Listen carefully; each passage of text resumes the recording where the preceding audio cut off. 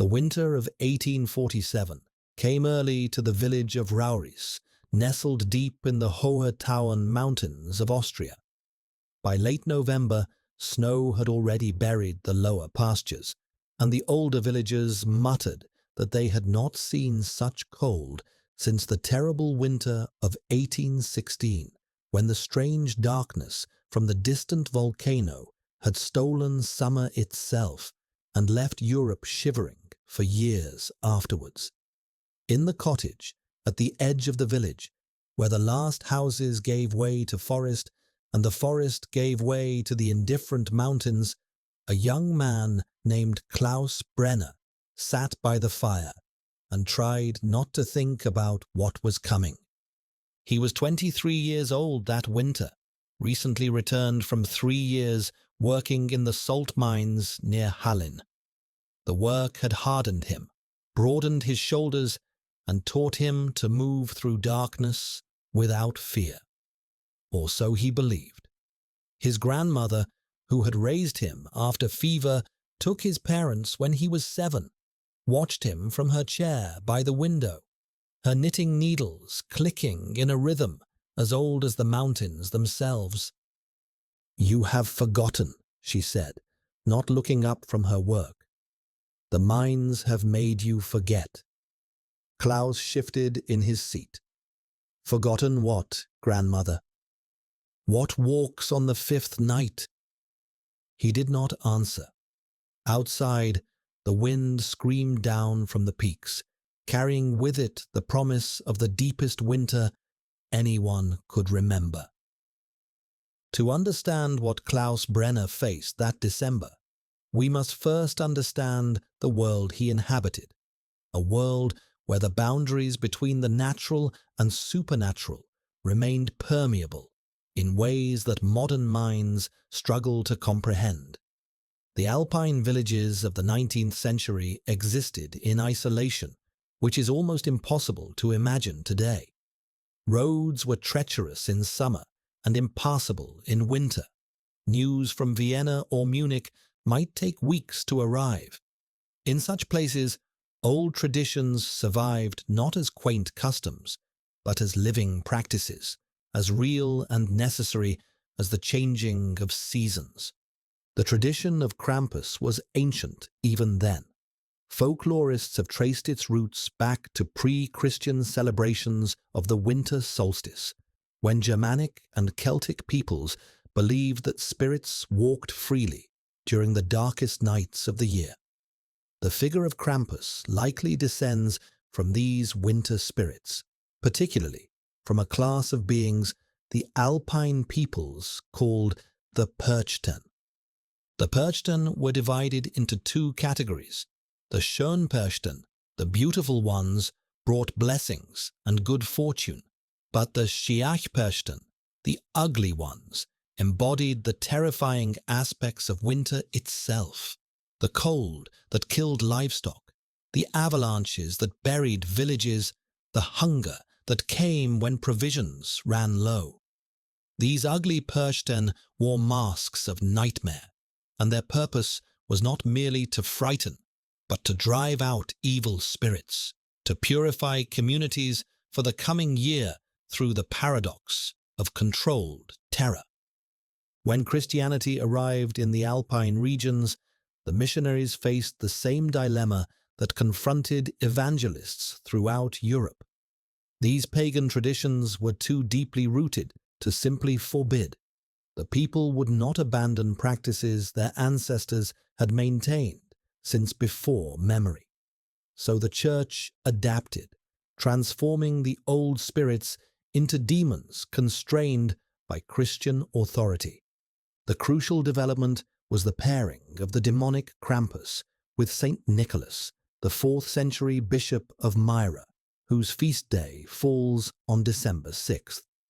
Nicholas was already one of the most beloved saints in medieval Europe, famous for his generosity to the poor and his special protection of children. By making Krampus the companion of this benevolent saint, the Church accomplished something clever. It acknowledged the reality of evil and punishment while subordinating them to Christian goodness. The devil might walk on Krampusnacht, but he walked on a leash held by a saint. Klaus Brenner knew this history, or rather, he knew the version of it that had been passed down through generations of telling.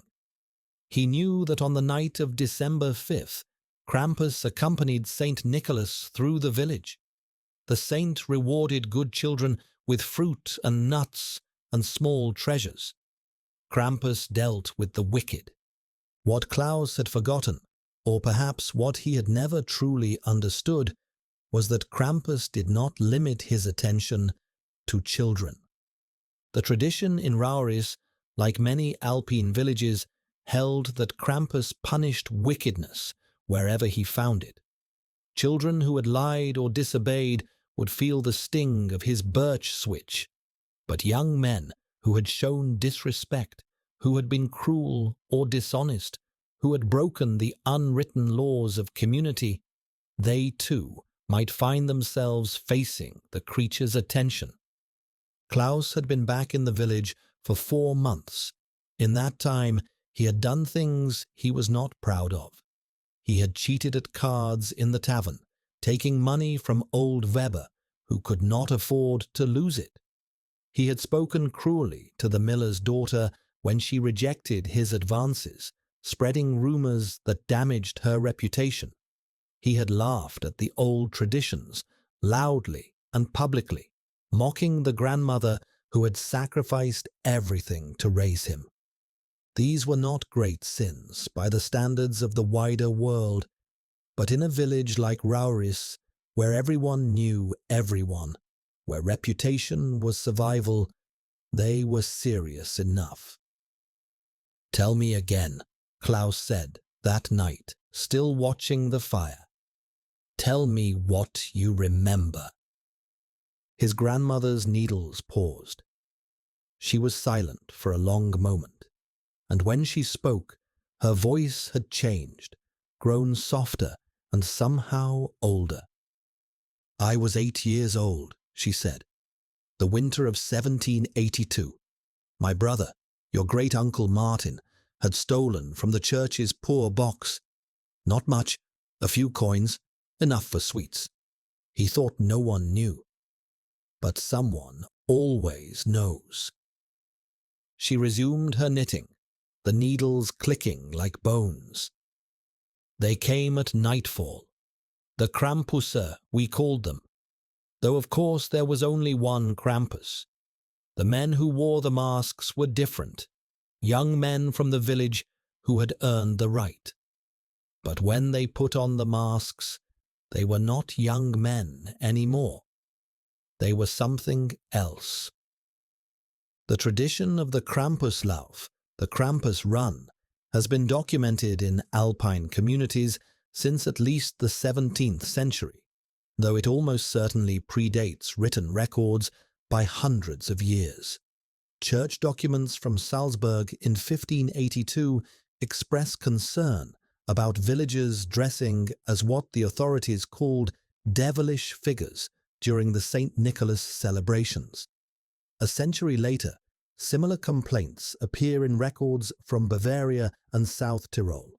What these dry ecclesiastical documents fail to capture is the visceral reality of the experience. The Krampuslauf was not a quaint parade.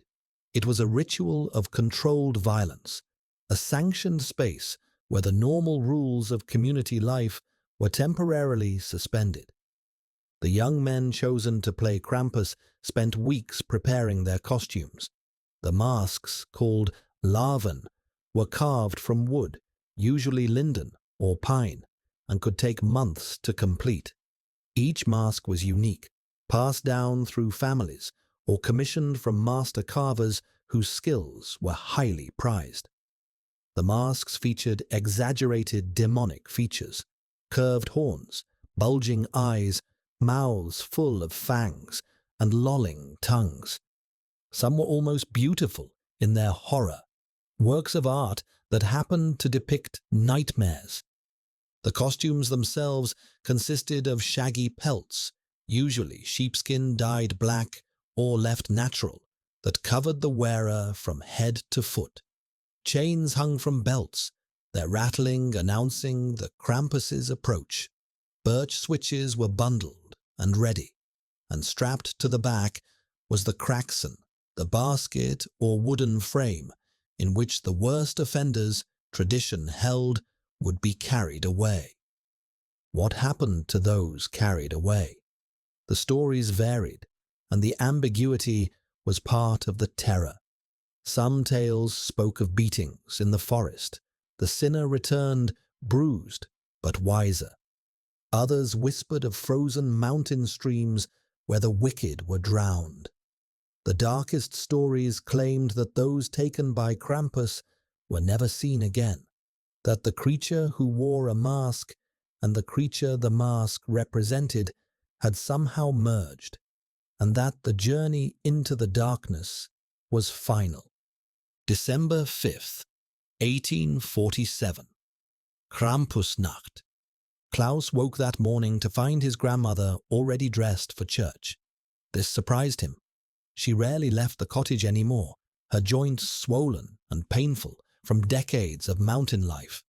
But today she was wrapped in her heaviest shawl, her face set in an expression he did not recognize. "Come," she said. "Mass at noon. Then you will help prepare the Nikolausspiel." The Nikolausspiel was the traditional St. Nicholas play performed in many Alpine villages, a ritual drama depicting the saint's arrival with his demonic companion. Klaus had watched it as a child, thrilled and terrified in equal measure. But he had never helped prepare it, had never been considered worthy. "Why?" he asked. "Because I asked. Because you owe me that much." He could not argue with that. The walk to the church took them through the centre of Rauris, past the shuttered shops and the tavern where Klaus had cheated old Weber. People nodded as they passed, but their greetings seemed guarded. Klaus felt eyes on his back long after he had passed. The church of St. Michael was ancient, its stone walls blackened by centuries of candle smoke. Inside, the scent of incense mingled with the cold. Klaus found himself remembering masses from childhood, the Latin words he did not understand, the images of saints and demons that decorated every surface. Above the altar, a painted panel showed Saint Nicholas confronting a creature with horns and hooves, chains wrapped around its wrists. The saint's hand was raised in blessing or command. The creature's head was bowed. After Mass, the men gathered in the church hall to prepare for the evening's ritual. Klaus watched as the masks were brought out from locked chests, each one handled with a reverence that seemed almost religious. The men who would wear them spoke in hushed voices, avoiding the use of names, referring to themselves and each other only in terms of their roles. "Who plays Krampus this year?" Klaus asked one of the older men, a farmer named Eckhart. Eckhart looked at him strangely. "You do not know?" "I have been away."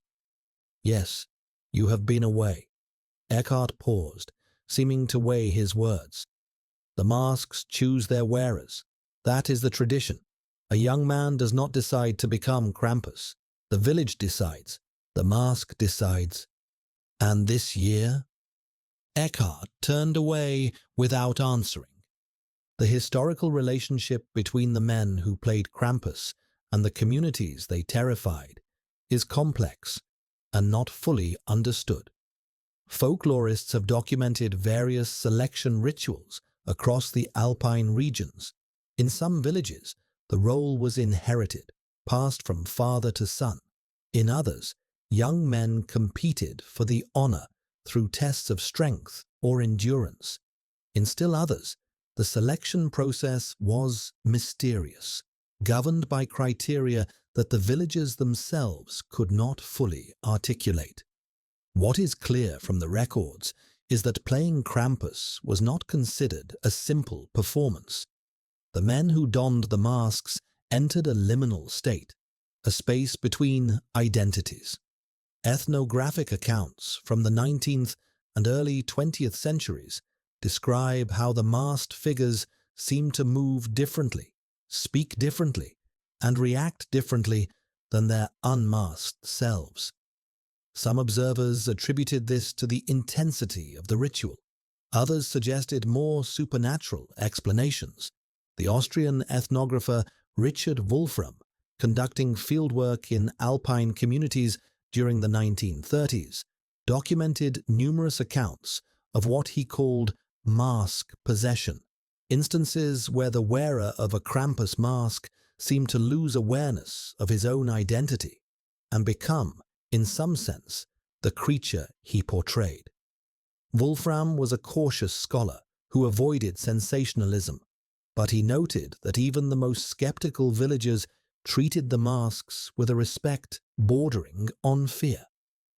"The mask is not a disguise," one of his informants told him. "The mask is a door." Evening came early to Rauris in December. By 4 o'clock, the light was failing. By 5, darkness had claimed the village. Klaus returned to his grandmother's cottage to find her sitting in her usual chair, but she was not knitting. Her hands rested in her lap, still for once, and she was staring at something he could not see. "Grandmother, sit with me. It will begin soon." He sat. The fire crackled. Outside, he could hear voices, laughter, and the sounds of a village preparing for celebration. Soon there would be music, torchlight, and the arrival of Saint Nicholas with his golden staff and white beard. And following the saint, bound by chains of tradition, if not of iron, would come Krampus. "What happened to great-uncle Martin?" Klaus asked. He had never heard the end of that story. His grandmother's eyes found his. They were clear, unclouded by age, sharp with something that might have been memory or might have been warning. "They took him, the Krampus. They took him into the forest, and he was gone all night. When he came back in the morning, he would not speak of what had happened. He would never speak of it, not in all the years until his death. But he never stole again. He never lied again. He spent his life making amends for every wrong he had ever done, no matter how small." She paused. Some would say the ritual worked, that the terror taught him to be good. But I saw his eyes, Klaus. I saw them the morning he returned, and I am not certain that the man who came back from the forest was entirely my brother anymore. The bells began at 7 o'clock. First the church bells, calling the faithful to witness the saint's arrival. Then other bells, smaller, harsher, the bells that hung from Krampus's chains. Klaus stood at the window, watching the torchlight procession wind through the village streets. Saint Nicholas walked at the front, tall and serene in his bishop's robes, a local merchant named Baumann, who played the role every year. Behind him came angels, young girls in white dresses, their breath misting in the frozen air. And behind the angels, lurching and growling, their chains scraping against the cobblestones, came the Krampus. Klaus counted 8 of them, moving in a pack, their masked faces turning this way and that, as if scenting prey. They carried birch switches and swung them at anyone who came too close, raising welts and sending children screaming in delighted terror. But one of the Krampus was different, larger than the others, moving with a strange, hunched gait, this figure stayed at the back of the procession. Its mask was older than the others, the wood darkened by age, the horns chipped but somehow more real for their imperfections. While the other Krampusse played their roles with obvious enjoyment, this one moved with grim purpose, its head swiveling methodically, searching. Klaus felt the hair rise on the back of his neck. Grandmother. Who wears that mask? The old one, at the back. His grandmother did not answer. When he turned from the window, he saw that her chair was empty. A single knitting needle lay on the floor beside it. The suppression of Krampus traditions during the fascist era of the 1930s and 1940s has been well documented by historians. In Austria, the Dollfuss regime banned Krampus celebrations in 1934, declaring them too rowdy, too pagan, too incompatible with the sanitized vision of Germanic culture the fascists wished to promote. Similar restrictions were implemented after the Anschluss brought Austria under Nazi control, but the tradition survived. In remote villages, far from the eyes of authority, the old customs continued. Masks were hidden rather than destroyed. Knowledge passed from generation to generation in whispers. What is less well documented, because it was never officially recorded, is what happened to those who informed on their neighbors, who reported secret Krampus celebrations to the authorities. The villagers had long memories. Krampus had an even longer one. One account, preserved in the oral traditions collected by Maurice Bruce in the 1950s, tells of a village near Salzburg where a man named Huber reported a secret Krampuslauf to the Nazi authorities in 1939. Several men were arrested. One died in custody. After the war, Huber remained in the village, protected by the new democratic authorities, seemingly immune to consequences. But on the first Krampusnacht after the war ended, Huber disappeared. His cottage was found empty, the door standing open, snow blowing across the threshold. On the floor, arranged in a careful pattern, were chains, birch switches, and a single carved horn that had broken from a very old mask. Huber was never seen again. Klaus searched the cottage for his grandmother, but found no sign of her. The back door stood open, cold wind pouring through. Her footprints led away into the darkness, toward the forest. He should have called for help. He should have raised an alarm, gathered neighbors, and organized a search party. But something stopped him, a feeling he could not name, a certainty that this was not a matter for other people. This was between Klaus Brenner and whatever waited for him in the darkness. He took his father's old coat from the peg by the door. He lit a lantern, and he stepped out into Krampusnacht. The sounds of celebration had faded to the north, the procession moving toward the village square for the main performance of the Nikolausspiel. Here, at the edge of the village, the silence was complete. No wind stirred the pines, no animal moved in the undergrowth. Even the snow seemed to absorb sound, creating a muffled world where Klaus's own breathing was the loudest noise. His grandmother's footprints led into the forest, clear in the fresh snow. He followed them, holding his lantern high, watching its light catch the ice crystals that hung from every branch. The trees pressed close, their forms taking on shapes that seemed almost deliberate, almost arranged. Here a twisted trunk that resembled a crouching figure. There a formation of branches that looked like reaching arms. After perhaps 15 minutes, the footprints ended at a clearing Klaus had never seen before. This was strange.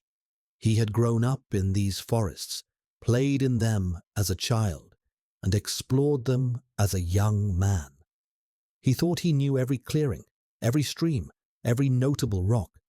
But this place was unfamiliar, a circular space perhaps 30 meters across, ringed by ancient pines whose lowest branches interwove to form a kind of wall. His grandmother stood in the center of the clearing. She was not alone. The figure that stood beside her was taller than any man Klaus had ever seen. It wore the old mask, the one he had glimpsed in the procession, but now he saw that it was not merely old. It was ancient, the wood so dark it seemed to drink the lantern light rather than reflect it. The horns curved back in spirals that no goat had ever possessed.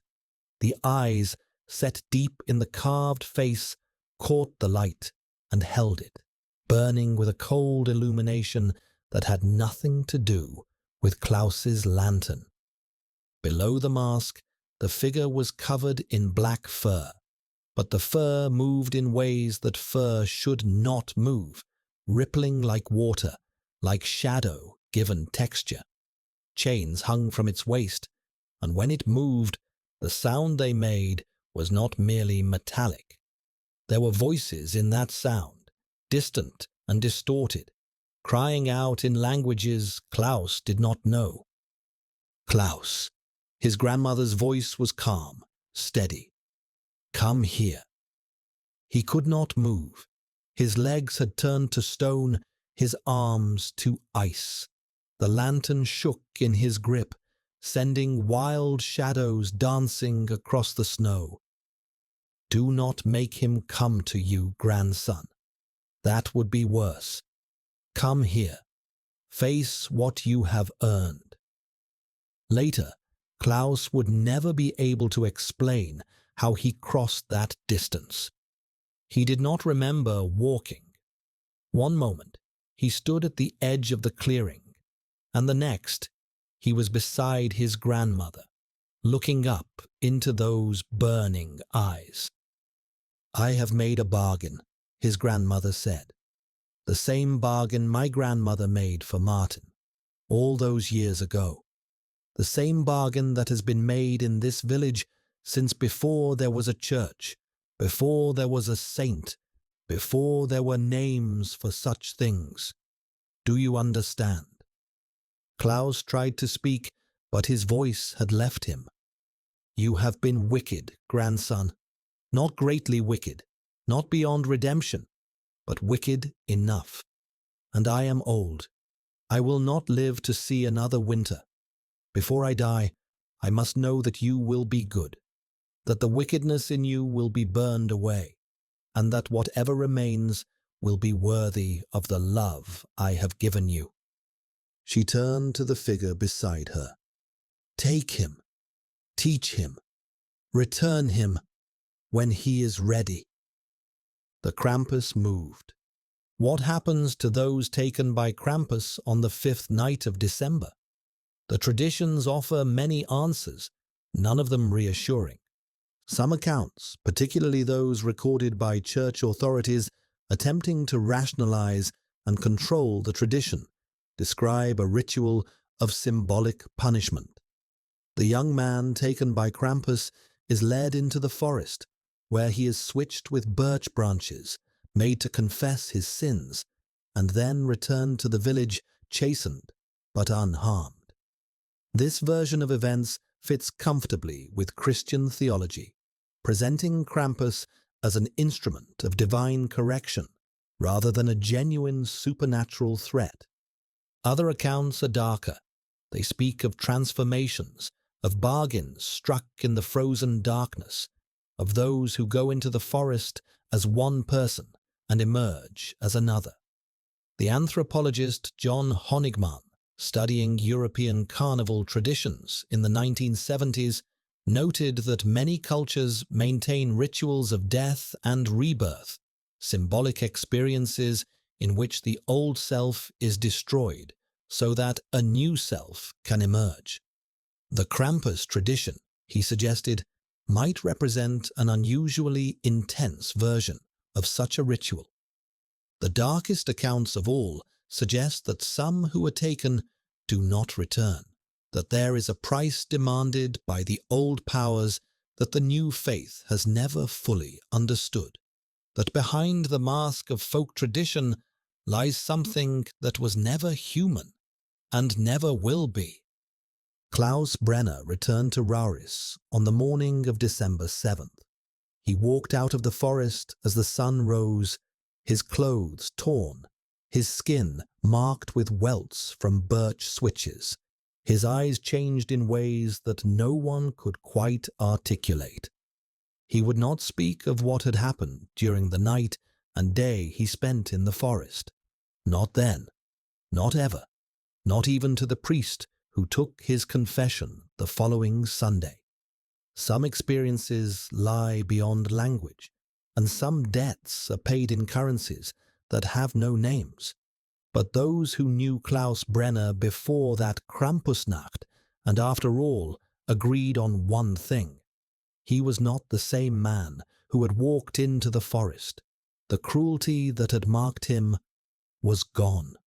The casual dishonesty, the mocking disrespect, the tendency toward harm, all of it had been burned away, leaving something cleaner, something more genuine, something that might even be called good. He repaid old Weber the money he had cheated him out of. He apologized publicly to the miller's daughter and spent years working to restore her reputation. He cared for his grandmother through her final illness, which came as she had predicted with the first thaw of spring. And when she died, he wept as he had not wept since he was a child of 7, standing by the graves of his parents. Klaus Brenner lived to be 84 years old. He became a respected member of the community, known for his fairness, his generosity, his quiet wisdom. He married, raised children, and watched grandchildren grow. And every year, on the 5th of December, he would walk to the edge of the forest and stand there until midnight, listening to sounds that no one else could hear. When he died, in the winter of 1908, they found among his possessions a single object that no one could explain.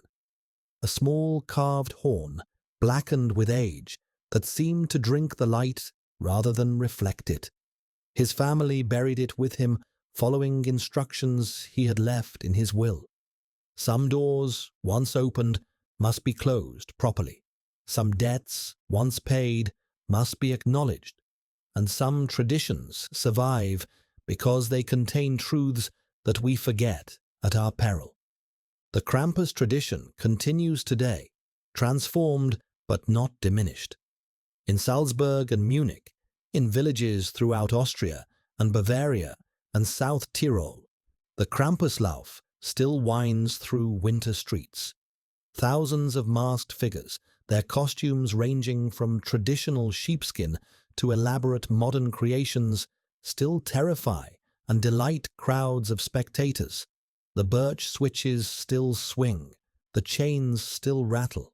Modern observers often treat these celebrations as quaint survivals, colorful folk traditions preserved for tourists and nostalgics. They see the masks as costumes, the rituals as performances, the whole elaborate tradition as a kind of cultural theater. Perhaps they are right.